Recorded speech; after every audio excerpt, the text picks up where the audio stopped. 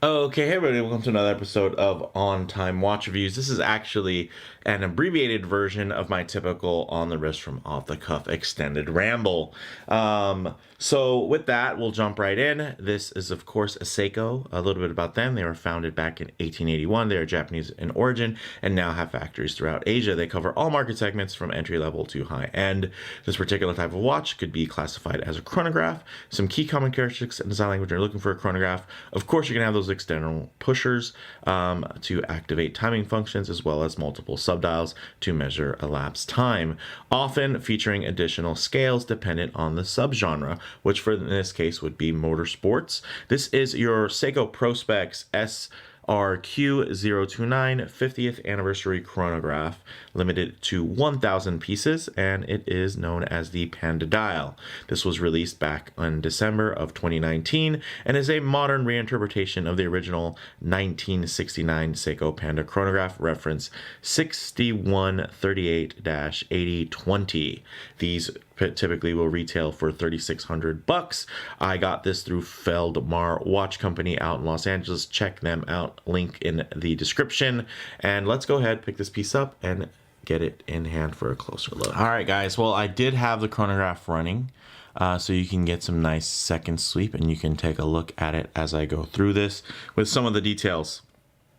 All right, this does have a 41 millimeter diameter, a 16 millimeter height, but again, just for reference, it might look a little bit large, but a lot of it is essentially this beautifully done high dome box sapphire crystal with anti-reflective coating, and I honestly wouldn't change that out. If I could have got it thinner with a flat crystal, wouldn't have taken that. I prefer this, and honestly with these beautiful undercuts and Zaratsu high polished bevels, it just gives you a little bit of a larger canvas of love to appreciate that excellent transition. That sharp hand finished execution is absolutely gorgeous.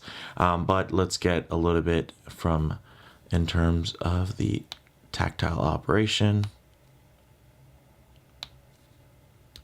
Boom. Beautiful. So this thing runs like an absolute champ. I'm getting about -2 seconds a day as I've been wearing this one. It is a 47 millimeter lug to lug watch. It does have really nice movement inside. As you can see here, it is the Seiko 8R48. It has a 45 hour power reserve, ticks away at 4 hertz or 28,800 vibrations per hour. It has a column wheel and vertical clutch system within that in-house chronograph, which is absolutely great. You do also get the nicely done display case back, and this is just a really gorgeous layout for a dial. You can see that nice Panda dial offset there. It all ties in essentially to, of course, those timing functions for the chronograph, and then you do have your running seconds dial there, which is going to match in a little bit of a different, more monochromatic look versus having the high contrast. You get the kind of miniature silver subdial to go with that pale silver dial with the vertical brush there, which captures light in a lot of fun, different, interesting ways. Certain angles it can appear very white, other angles more metal-like, almost cool, kind of blue and gray hues. So really a lot of visual interest from that standpoint, but let's go ahead and see how it wears. All right, guys, as you can see on my 7¼ interest, this thing is gorgeous. Look at the lines on this beast. Look at the way that it holds the light. It's just so masterfully. That beautiful Zaratsu finish with the Dia Shield hard coat to protect it and keep it looking effortlessly pristine. And one of the things that a lot of people don't notice about this watch is not only is the dial paying tribute to that original Panda dial, the case shape as well. So that's why it does have the more kind of squared off kind of lug spacing there. It has 20 millimeter lug. The bracelet does taper down to 18 millimeters.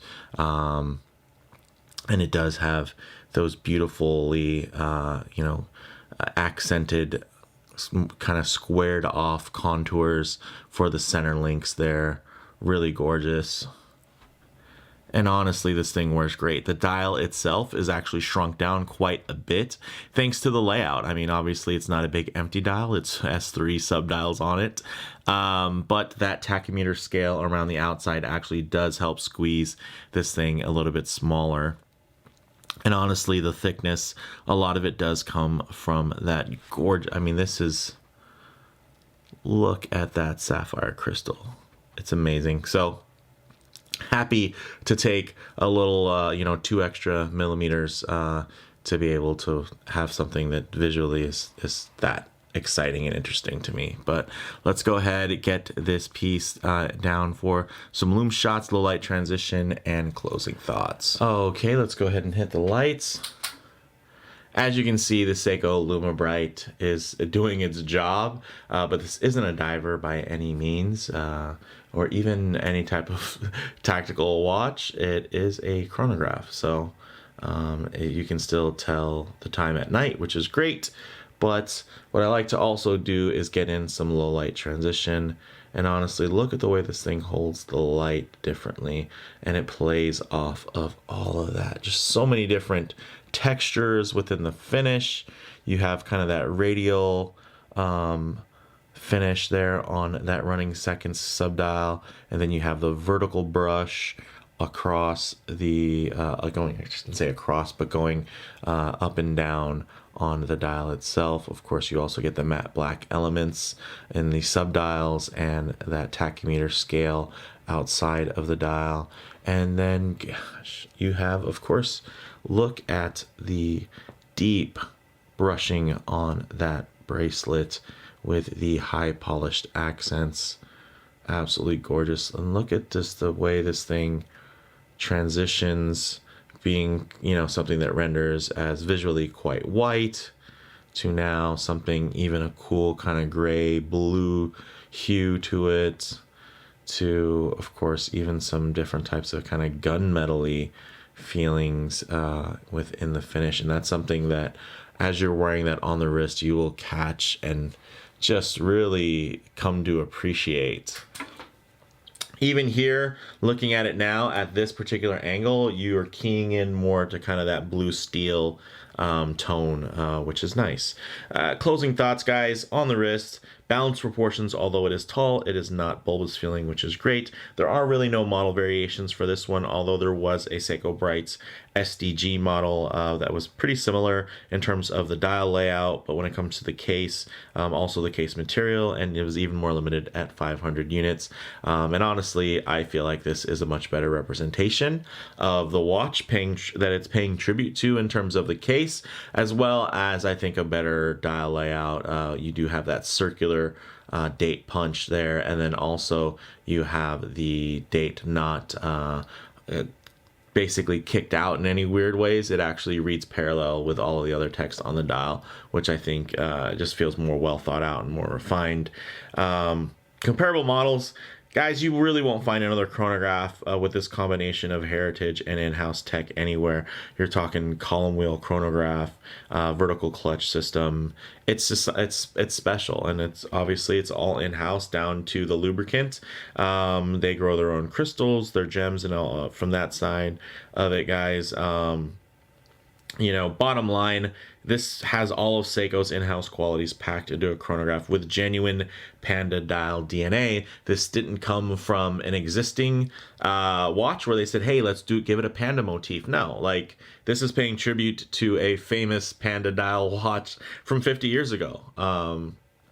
So yeah, I can appreciate that, and I dig the motorsports theme and the heritage behind it.